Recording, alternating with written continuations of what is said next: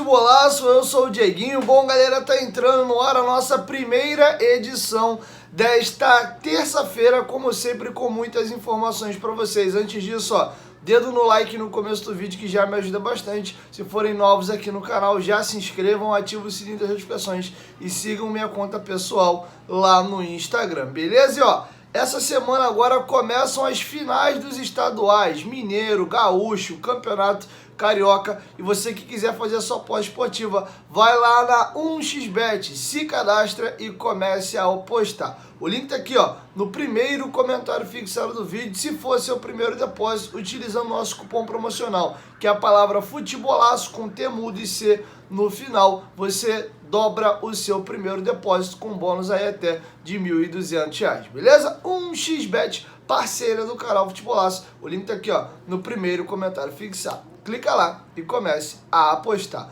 Bom, galera, vamos começar o vídeo aí com uma informação importante. O Vasco confirmou um amistoso em São Januário na sexta-feira contra a equipe do Atlético, né? Uma equipe mineira que fez a semifinal do Campeonato Mineiro contra a equipe do Atlético Mineiro. Inclusive o Atlético Mineiro o eliminou com a melhor campanha, com o regulamento debaixo do braço, já que o Atlético venceu o jogo de ida por 1-0 e o Galo venceu o jogo da volta por 1-0 ou foi 2-1, alguma coisa assim, e por isso eles o eliminaram. Então o jogo foi bem difícil. Então o Vasco marcou um bom amistoso para sexta-feira em São Januário contra o Atlético. A novidade do momento é a seguinte: o Vasco fez uma consulta pelo atacante Davi Braga, de 21 anos de idade, que era do Deportivo Brasil, estava emprestado ao Atlético e jogou o Campeonato Mineiro. A partir do final da primeira fase, ele fez 6 jogos, 5 como titular. Inclusive, o Atlético comprou o jogador depois agora do Campeonato Mineiro e quer fazer negócio com o Vasco. Então, o Vasco vai observar o jogador mais de perto, o Maurício Barbieri, nesta sexta-feira. Pode ser sim que pinte negócio. Um outro jogador que o Atlético ofereceu ao Vasco é o volante Carlos, de 17 anos. Tá bom? O Paulo Brax chegou a fazer uma consulta para entender a situação do Davi Braga, mas até o presente momento não teve proposta. Atacante canhoto, 1,86 m de altura, então entrou no radar do Vasco. Inclusive, o gerente de futebol do Atlético, o Fábio Mineiro, teve no canal Atenção Vascaínos e confirmou essa situação do Davi Braga e também do Carlos, que eles estão tentando fazer negócio com o Vasco da Gama. Para eles seria interessante colocar seus jogadores aí na primeira divisão. Beleza? Quero te ouvir, deixa a sua opinião aqui embaixo nos comentários, o que vocês acham dessa situação. O menino de 17 anos, o volante, tem idade inclusive para ir para a base do Vasco. Se o Vasco achar interessante, pode colocar no sub-20. Já o Davi Braga, eu acho que a gente tem que observar bem. Nós temos Ignaldo, tem o Figueiredo, tem outros jogadores dentro do plantel pelo fator idade. O Vasco tem que contratar jogador pronto. Cara que você fala aqui, ó, se o Pedro Raul der mole, ele vai tomar titularidade, que eu acho difícil, né? Acredito muito no Pedro Raul. Ou quando o Pedro Raul sair, se tem um jogador mais ou menos ali à altura, no mesmo nível para entrar e jogar. Tem suspensão, tem possibilidade de lesão. Então acho que o Vasco já tem muito jogador jovem no elenco para continuar fazendo apostas. Beleza? Enfim, vamos seguir. Ontem nós tivemos aí 2 amistosos da data FIFA. O lateral direito Puma Rodrigues foi titular pela seleção do Uruguai na vitória contra a Coreia do Sul por 2-1. O Vasco, inclusive, parabenizou o jogador em suas redes sociais. E o Matias Galarza também teve no amistoso da derrota da equipe do Paraguai para o Chile. Ele ficou no banco de reservas, tá bom? Agora vamos virar a chave e vamos falar agora um pouquinho sobre a situação do volante Marcelo Matos.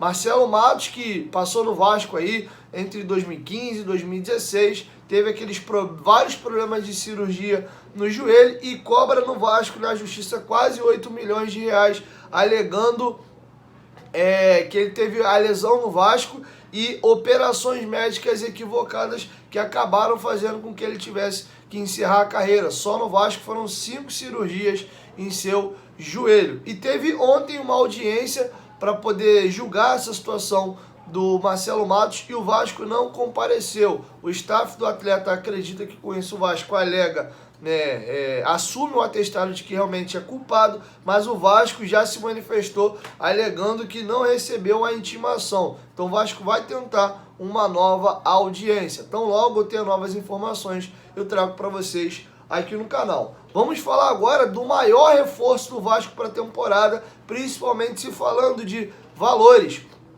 O Vasco gastou algo em torno de 22 milhões de reais, aí 4 milhões de dólares para a compra de Luca Orediano no começo do ano, junto ao Vélez Sarsfield. O jogador jogou pouco, até que 5 jogos, todos eles vindo do banco de reservas devido ao problema muscular que ele teve. Foram 2 lesões musculares nesse período no Vasco. E o Globo Esporte fez uma entrevista muito interessante sobre o jogador. Então vou trazer para vocês algumas curiosidades aqui importantes sobre Luca Orediano. Primeiro, o jogador tem uma característica que é familiar, né? Ele é muito tímido, pouco fala e isso atrapalhou um pouco. Inclusive o técnico Maurício Barbieri, numa das entrevistas coletivas, acredita que o Orediano já estava sentindo incômodo na coxa e por esse jeito tímido dele de falar pouco, ele acabou não falando e aí foi jogar e acabou tendo a lesão muscular que deixou ele um tempo aí importante fora do gramado. O Vasco está fazendo um trabalho de força, de ganho de massa, ele está tendo um trabalho especial fora do campo aí, elogiado inclusive pelo seu pai e pelo seu staff, algo que, por exemplo, o Vélez não fez com ele lá na Argentina. Então vamos começar aqui o vídeo, vou começar o vídeo, ó. Vou trazer para vocês algumas falas importantes aqui. Primeiro do pai do jogador, falando sobre o Luca Orediano, e depois do treinador dele, ainda nas categorias de base do Vélez. Vamos lá. Primeiro, o pai do Luca Orediano disse o seguinte: ele sentiu muito. Para se ter uma ideia, se na Argentina ele treinava com 20 quilos, aqui no Brasil ele treina com 80. Ele sentiu muito a mudança do treinamento. Depois que voltou a sentir, tomaram a decisão de segurar para que ele se recupere bem. Na verdade, foi um trabalho muito bom do clube. Trabalharam com ele individualmente. E sobre essa questão de ser tímido, o próprio pai do jogador fala que é uma característica da família. Aspas para o pai do jogador, o Beto Orediano. Nós, os orelhamos, basicamente somos assim. Todos somos de poucas palavras.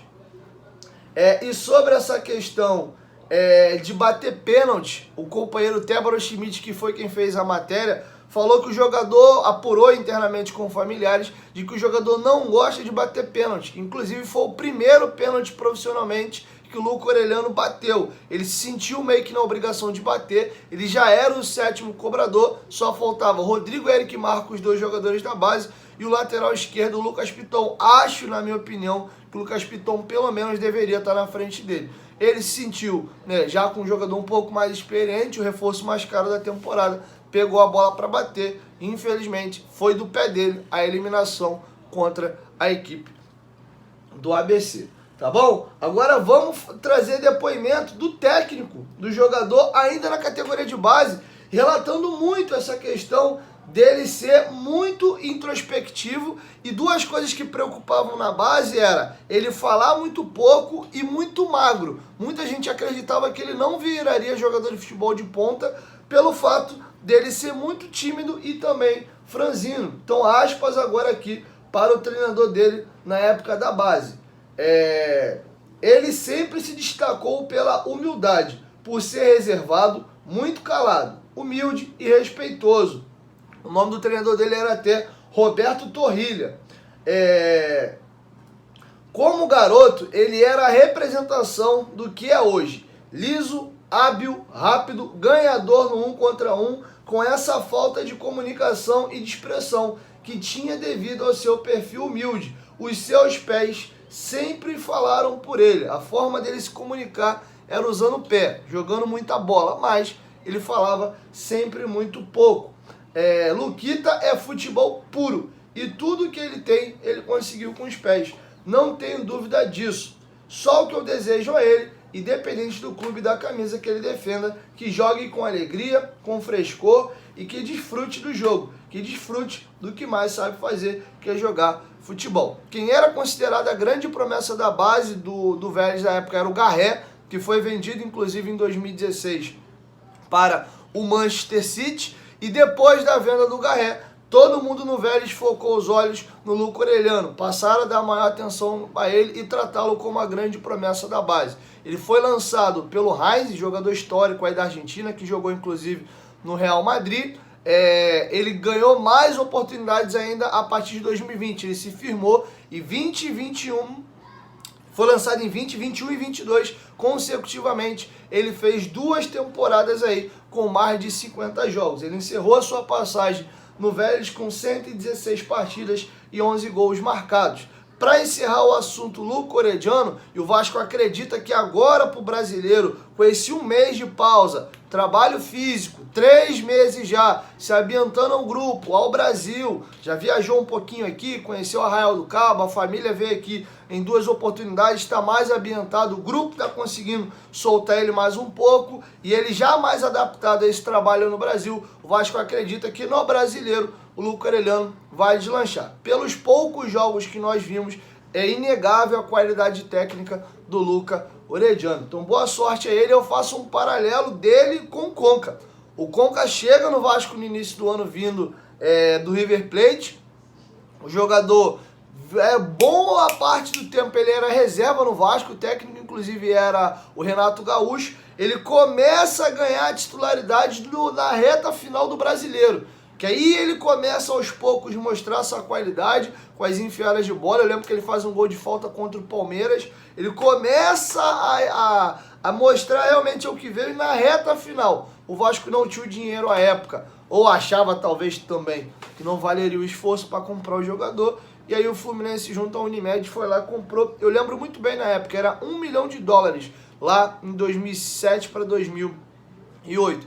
E aí depois o que o Conca fez no Fluminense foi história e virou um dos maiores jogadores sul-americanos atuando no Brasil no século XXI. Se você pega aí o século XXI, você vai com certeza botar um dos maiores jogadores da história do futebol brasileiro que não são brasileiros, você vai botar aí com certeza Petkovic, Dario Conca, Arrascaeta, D'Alessandro. Então o Conca tá nessa lista aí. Então vamos ter um pouquinho de paciência aí, porque com certeza o Luca Orellano tem muita bola para mostrar. E para finalizar, eu vou deixar com vocês o próprio Abel Braga, falando desse processo de contratação, como é que tem sido o Luca Orellano trabalhar com ele internamente, a parte física, e também ele vai afirmar que em momento algum o Vasco tem dúvida ou está arrependido da contratação do jogador, porque acredita muito nele. O que eles veem no treinamento enche muito os olhos. Com vocês, Abel Braga falando sobre o Luca Orellano. Ele está soltando. O Luca, ele não tinha esse hábito. Nós temos aqui um trabalho anterior aos treinamentos. Hoje o treino começa às 4, o jogador, eles já estão. Então eles fazem um trabalho antes, pós-treinamento, de muita valia para evitar lesão, para fortificar musculatura, essa coisa toda. Todos os dias. E ele chegou aqui, começou a realizar o trabalho sem comunicar que ele não estava acostumado a fazer aquilo. Então veio a contusão, mas o que você falou aí que realmente é real. Você sabe que eu sou o cara que menos sei quanto custa, quanto vale. Agora foi dos jogadores que vieram, porque muitos nós não precisávamos nem olhar, né? Nós já sabíamos, conhecemos. Mas o Capasso, eu, por exemplo, tinha pouco conhecimento. Agora, eu, quando vi o vídeo, tudo aquilo que o departamento de mercado me passou, o Paulo me passaram, quando eu li aquilo, eu falei, não, peraí, cara, tá brincando. Isso aí nós temos que correr atrás, e foi uma situação difícil. Até que o jogador ser inscrito teve dificuldade, se trabalhou muito, e nós não estamos absolutamente nem arrependidos, nem decepcionados, porque esse atleta ele é diferente. Vou usar esse termo, ele é diferente. ele, naquilo que nós vimos, ele faz coisas fenomenais. E ele voltará a fazer, não tem dúvida disso. Sobre a timidez, ele já está muito mais entrosado, realmente é tímido, eu acho que já era. Está entrosado, já consegue a técnica, não entendia nada do português, já entende, já fala algumas coisas. Porque aqui se recebe muito bem, sabe? E os jogadores têm essa percepção. Os jogadores mais experientes, aquele jogador que chega e ele tem que, ele também só com a cabeça do lado de fora d'água e não está precisando que alguém puxe, que levante o corpo. E essa rapaziada aqui é muito boa nesse aspecto, a nível de grupo, a nível de relação humana. Então ele está bem, com certeza. Agora aí com esses jogos, treinos, essa coisa toda, ele vai ter mais uma sequência maior, assim como eu te falei do Figueiredo também, do Marlinho, porque são jogadores de potencial que nós, não é aquilo que eles apresentaram, que nós conhecemos, que é de alto valor, é de alta produção, é de competitividade. Então esse momento também vai ser para isso. Bom, galera, então é isso. Então assim eu encerro a nossa primeira edição do dia. Tá tudo bem, tá? Domingo eu tirei o dia aí pra dar uma descansada. Eu fui curtir o show lá do Coldplay. Passei o dia inteiro na rua, né? Então não tinha nem como gravar. E ontem, bem cansado do show. Esse período agora sem jogos também. Tem pouca notícia, a realidade é essa também. Então tirei um dia pra me recuperar do show, botar um pouquinho a cabeça no lugar. De hoje pra amanhã a gente começa a voltar à normalidade. Tá bem devagar, tem realmente muito pouca notícia. Não vou ficar enchendo linguiça pra vocês aqui também. Só lá pro dia 15 e 16 é que o Brasileirão começa. Então, tamo junto, tô de volta aí. Inclusive ontem teve episódio novo lá no Futebolaço Podcast, o ex-árbitro Wagner Tardelli. E a resenha foi incrível. Tamo junto.